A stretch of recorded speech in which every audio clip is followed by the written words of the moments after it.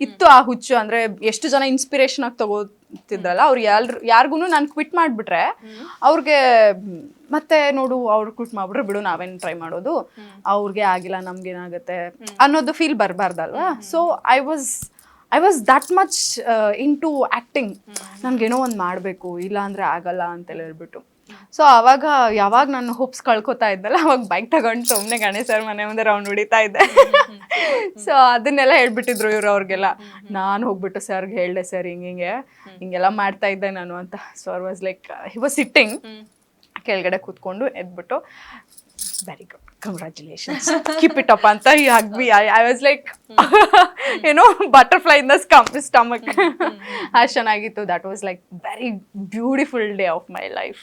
ಈ ವರ್ಷನೇ ಆಗಿದ್ದು. ಹೋಪ್ಫುಲಿ ದೇವ್ರ ದಯದಿಂದ ಮುಂದಿನ ಮಾರ್ಚ್ ಒಳ್ಳೆ ಸುದ್ದಿ ಕೊಡಿ ನಮ್ಗೆ. ಅದೇನೋ ಗೊತ್ತಿಲ್ಲ. ಮಾರ್ಚ್ ಫಸ್ಟ್ 3 ಸಲ ಆಗಿದ್ದು ಮಾರ್ಚ್ ಫಸ್ಟೇನೆ. ನೋಡೋಣ ನೆಕ್ಸ್ಟ್ ಇಯರ್ ಅಷ್ಟೊತ್ತಿಗೆ ಏನಾದ್ರೂ ಗುಡ್ ನ್ಯೂಸ್ ಆದ್ರೆ ದೇವ್ರ ದಯದಿಂದ. ಖಂಡಿತ ಆಗತ್ತೆ. ಆಗ್ಲಿ.